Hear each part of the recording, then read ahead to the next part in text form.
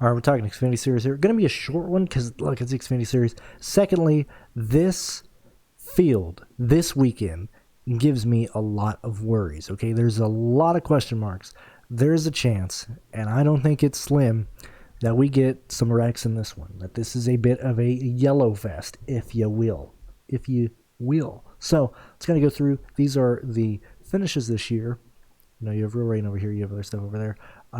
If you want to look through all this type of stuff, you can support me, support Pearce, and join our Patreon below, and I will add you to it and everything. But I very much agree with the way that these rankings are here. So let's kind of go through, and I mean, look, Gregson, Allgaier, Gibbs, top of the top. Hill, AJ, I don't think we need to talk about these guys tremendously. Like, look, kind of same thing that I mentioned in the Cup Series video, looking at recent history, then comparing it to what they've done this year. Not really looking at the Las Vegas one. You can more for this one because they're not running a new car. They were able to replicate, really, like Las Vegas one. It was not a gigantic step from what they were running last year.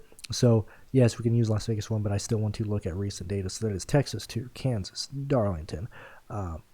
Looking at single car speeds for Michigan and Pocono, which we're seeing, like, that's what I mean, okay? Look, Pocono, Michigan, specifically for these series here, not identical to Darlington. However, good speed at Pocono. Or actually, these are finishes, so let's kind of move over to speed real fast. Oh, no, I don't want to move anything. Look, fastest at Pocono, third best at Michigan. Look at where these guys are. I mean, if that's not showing that at least the speed gives you a good indicator of where they're going to be at here, I don't know what to show you. Look, Gregson is the best guy on the circuit right now. Absolutely no contest. Okay, he is numero uno, going to be the most expensive. Allgaier, Gibbs, as I said, that's why I'm not necessarily focused on these guys. The real thing that we look at in the let's look at the entry list real fast because I want to make sure 20. Nemechek is in the 28. When we look at this series, it is these bums down here, these joker. I mean, Bane's going to be competitive. He's going to have a top 10 car. But Matt, if he qualifies, Haley Deegan's going to be in the race. Nick Sanchez, Ryan Vargas, Parker. You know, this is where this stupid race is going to be won and lost on, or this contest rather. So, do we want to talk about Hemrick? Well, message me. You know, we can talk about this stuff. I want to focus primarily on here. So, let's go through. Jeb Burton. I just can't play him, my guy. Like, what is Jeb going to do? Jeb is probably going to start 17th. Where is he going to finish? Probably around 17. Okay? I can't see me going to him.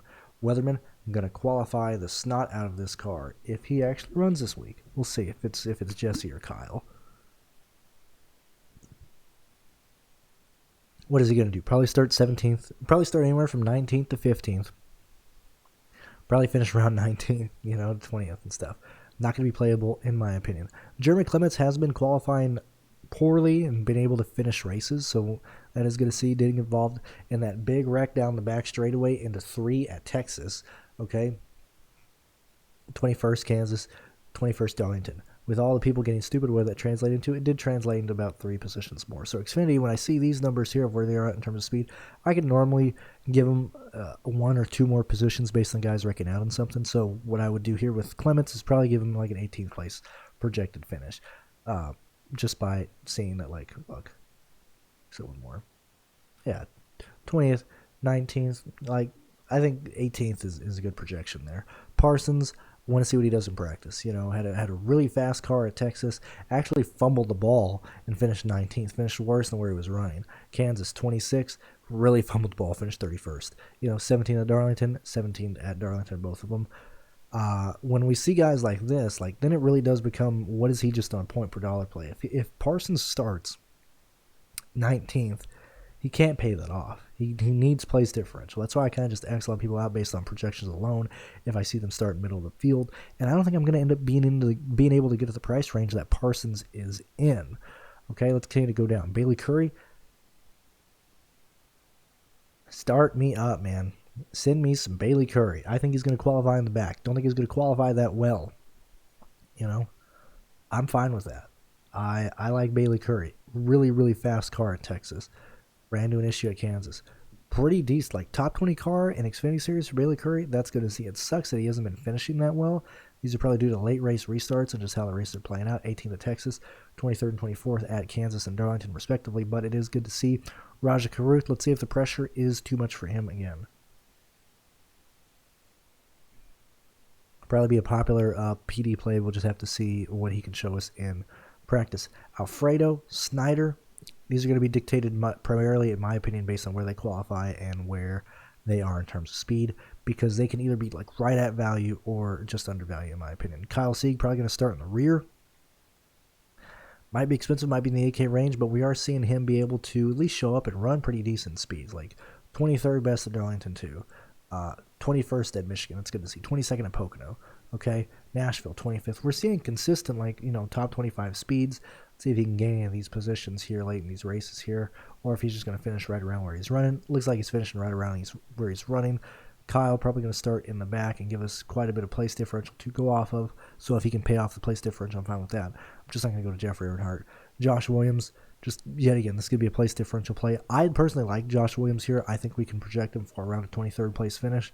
Typically in his price range, I can give him right under 5X. I'm fine with that. I like Matt Mills. Gonna be cheap. Absolutely no reason for him to be expensive. He is going to start in the back. Probably going to be a place differential play that I believe that we can build around and trust. I'm fine with Mills. Mason Massey, we got some missing data here. We got some broken data here. Oh, you can't even see it. Mason Massey. We gotta fix this. I'll fix that in a bit. In my opinion, identical play to Josh Williams and Matt Mills. I want to see if he can offer me anything more in terms of place differential or ownership discount or whatever. Chris Wright, not playing him. Worst driver in NASCAR. No lie. I don't give a shit if he's won a championship and something else. Mr. Twitter man who tweeted that at me. Chris Wright is terrible. I have no clue. I've been on it. I've been saying it. Now other people are saying it.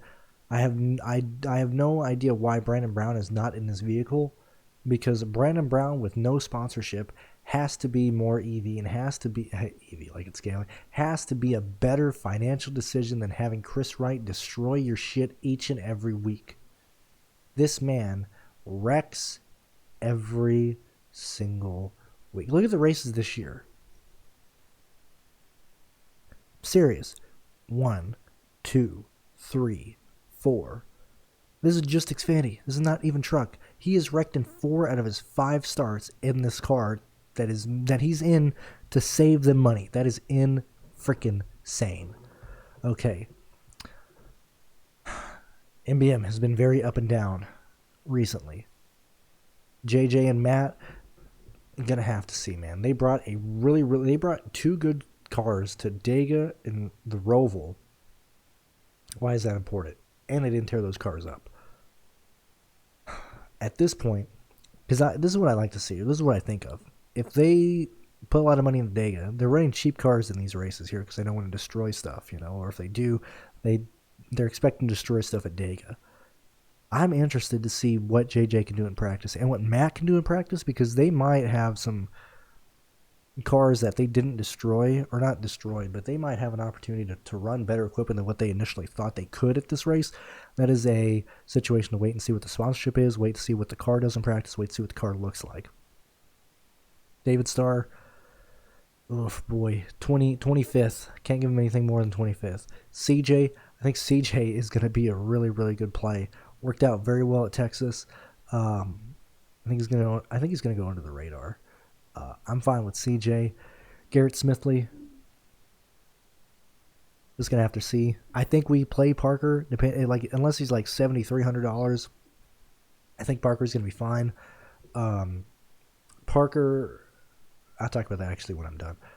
Ryan Vargas, probably can't do it. Nick Sanchez, we're going to have to see what he does in practice. Haley Egan, going to have to see what she does in practice. I hope that she does not put a lot of pressure on herself.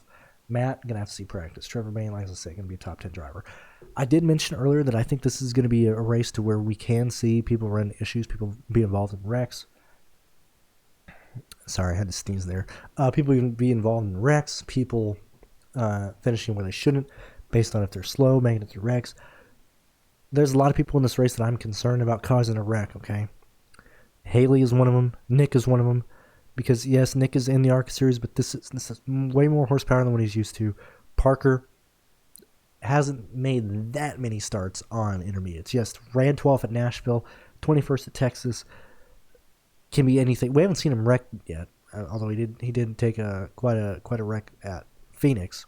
Actually, he was just slow at Phoenix. I'm concerned about Parker, concerned about CJ, concerned about Chris Wright for sure. Mason Massey concerns me for sure. Kyle C concerns me for sure. Earnhardt concerns me for sure. Because specifically, when we look at the Xfinity Series and the wrecks at Las Vegas, it is on restarts. It is when the pack is together. You know, it is when these guys are trying to make moves during the one point of the race that they can, and that is like a lap, 2 laps after a restart. And when they wreck, it's going to be in turn 1. It's going to be in turn 1 or leave in turn 2. Guys are going to have nowhere to go. I would not be shocked to see 10 cars, 11 cars, 12 cars DNF in this race. That is what I would lean on. So when we're looking at these back markers, you know, Matt Mills, when we're looking at, you know, Josh Williams, well, actually, Josh Williams is in a DGM car. Let's go ahead and look at the entry list real fast. Let's see. When we look at the No 99 car, when we look at the 78 for Garrett Smithley, probably not going to be involved in a wreck. It's going to be so slow. Nick is in a good car. I think that's dangerous. Parsons in a good car. I think that's dangerous. Raja is in a good car. I think that's dangerous. You know, let's see. Matt going to be slow. How many cars do we have? We have 30. All cars are going to make the race, actually. So that's good. Nobody's going home. So Matt Jaskell going to be slow in the Toyota, not the Chevy. Okay. Bit of a downgrade there. But yeah, so right now, I don't mind. Oh, Parker's in the O2. I forgot about that. He's not in the RSS car.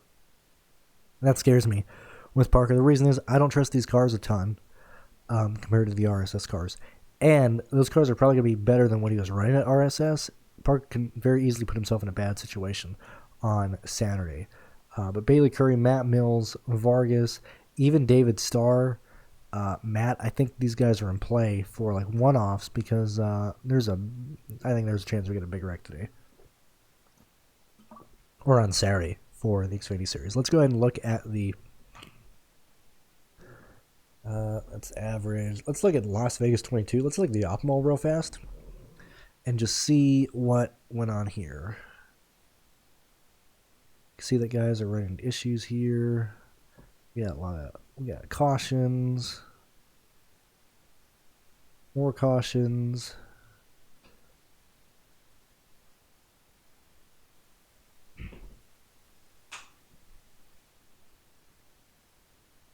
Caution again on these guys. So, I mean, I think we got a lot of cautions here in this race. Let's see what this boils down to. Okay, yeah, so this is one where, you know, you have the 3 clear lap leaders and stuff. And the best value plays that came through, like Joey Gaze, as I said, starting dead last, you know, or not dead last, but, you know, starting 36. Joey Gaze and Ryan Ellis, oh my lord. Let's look at the value range. Yeah. One yet again, man. You're going to need mid-30s. Your lowest guy, I mean, this is a 30 here, but it works because he's so cheap. But, man, if I don't have somebody projected for a 30, I am not going to play them.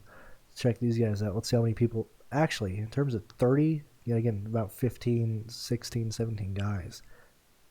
Look at how these place differential plays came through. Came through a lot. Jeb was chalk. Still didn't work out with everybody else coming through with the Wreckfest. This was. Who was taken out? Yeah, a lot of guys. A lot of good guys taken out here. And interesting. I think this is going to be a cool race, man. A lot of opportunities to build lines with people running into issues. That's what I would lean. That's kind of what I would end the preview with. If you're a part of this, you can go through and look at more stuff. But I think this gives you a good glimpse of it. We understand that. You look, Gregson, all these guys were the top 3 in this race. They're the top 3 right now, and we're chasing place differential for the other guys. So that's where I'm at. I'll talk to you guys later.